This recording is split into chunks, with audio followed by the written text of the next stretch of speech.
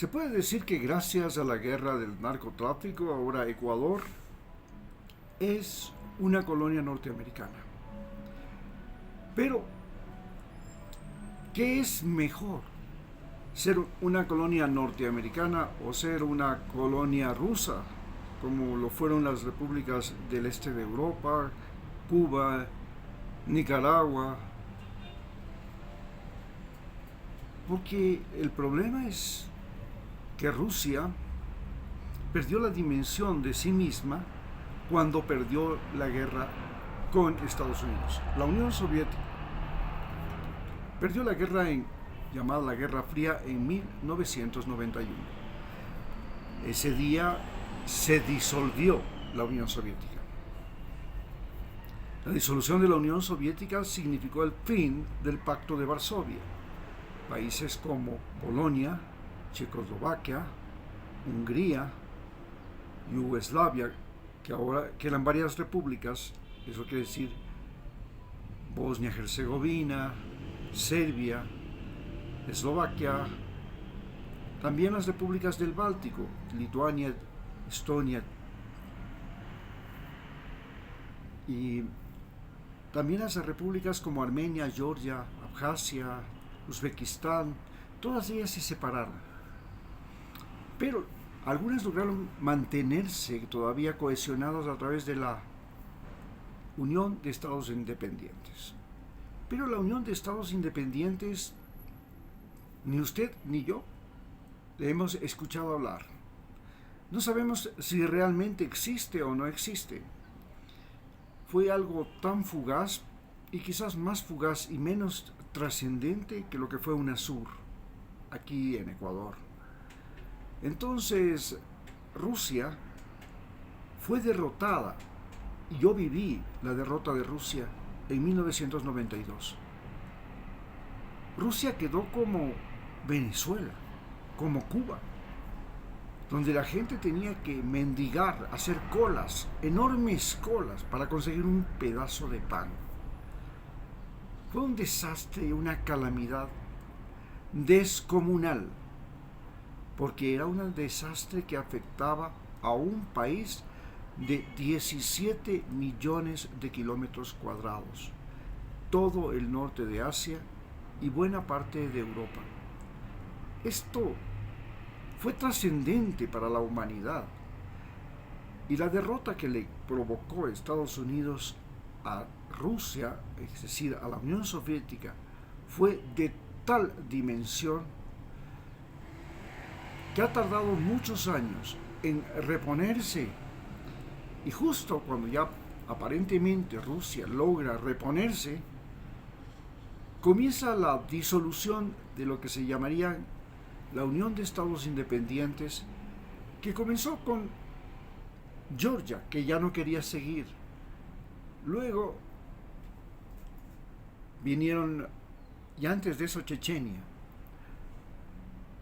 Y finalmente termina con esta parte de Ucrania, que ahora no quiere ser parte de la Unión de Estados Independientes, sino quiere ser parte de Rusia. Entonces, Rusia, que está demolida y que está viviendo un peligroso momento, porque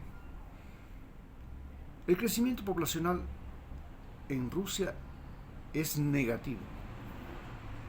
Cuando se independizaron, cuando apareció la Unión de Estados Independientes, cuando apareció la Federación de Rusia, tenían 140 millones de habitantes. En apenas 5 años, 20 millones de rusos salieron del país, y desde ese día hasta la fecha no han podido restablecer el número de habitantes. Necesitan 20 millones de seres humanos jóvenes para cuidar las enormes fronteras que tienen, las más grandes fronteras del mundo. Y no tienen mano de obra para trabajar en esas nuevas y enormes estepas rusas, esas estepas siberianas, que con el cambio climático reverdecen. Tienen gran fertilidad, pero no es posible aprovecharlas. Para poder aprovecharlas tendrían que destinar gran cantidad de recursos humanos y de recursos materiales y hacer presencia en Siberia, en el Ártico, algo que lo están haciendo. Desgraciadamente, esta guerra que tienen con Ucrania, que es una guerra fratricida entre hermanos, la peor guerra que se podían haber imaginado, el peor escenario, el peor enemigo que podían haber imaginado, alguien que es exactamente igual a ellos, que les conoce, que les ha estudiado desde hace más de 100 años, con el que han compartido desde que empezó en 1917 la Revolución Rusa hasta la fecha, y que inclusive sabe cómo son sus máquinas de matar, cómo son sus armas, cómo son su organización social, qué es lo que se enseña, qué es lo que se come, qué es lo que falta, qué es lo que sobra. Todo eso hace que Ucrania sea el peor enemigo de Rusia. Y si le pone a usted al peor enemigo de Rusia, equipado a su vez por la OTAN, usted tiene que Rusia se enfrenta realmente al peor de todos los enemigos imaginables. Ante esta situación, nosotros, los países latinoamericanos, nos preguntamos qué es mejor. Si ser un individuo sometido a los caprichos de un dictador o de un presidente que un día se le ocurre y se le antoja ir, coger a su población a ir a matar a sus propios hermanos, lo que pasa entre Rusia y Ucrania, y que nos puede coger a los ecuatorianos, a los cubanos, a los nicaragüenses, a los venezolanos, para que nosotros nos matemos entre nosotros solo porque el señor Putin considera que eso es lo más adecuado para poder derrotar a Estados Unidos.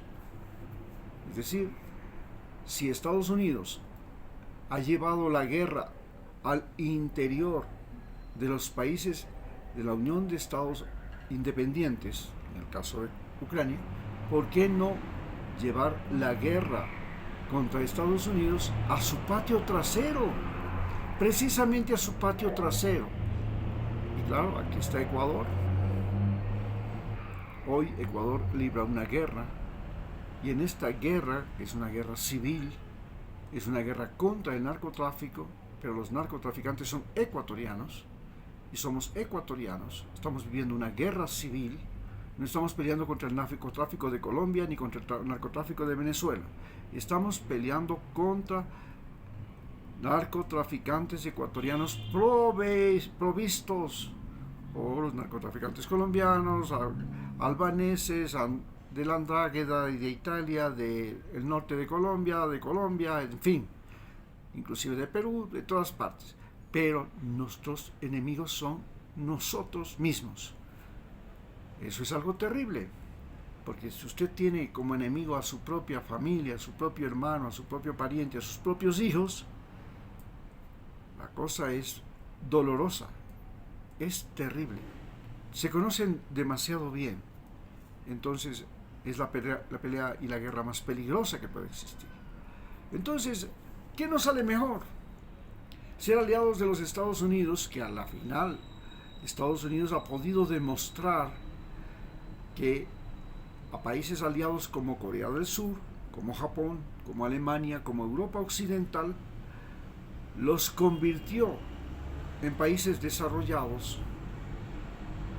o ser aliado de Rusia, que tuvo como aliados a muchos países africanos, a Cuba, a Nicaragua, y estos países realmente están devastados.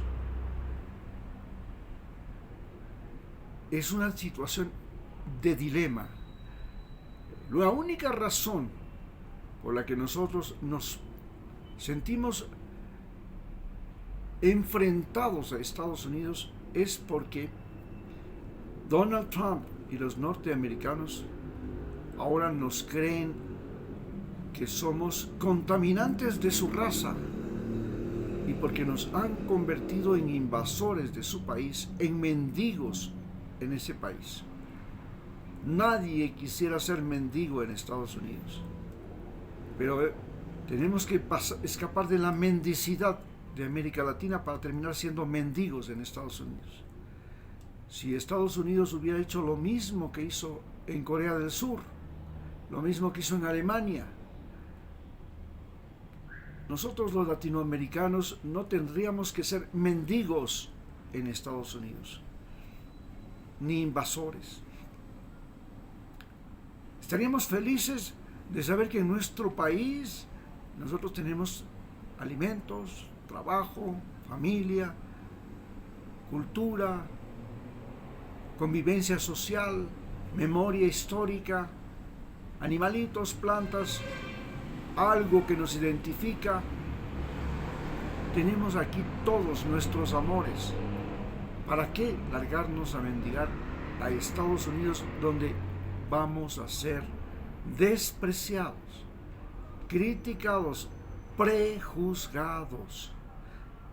Nos van a llamar violadores, ladrones y narcotraficantes sin que lo seamos, pero gracias a que los más exitosos narcotraficantes en este momento del mundo son latinoamericanos, nos juzgan a uno por todos. Muchas gracias.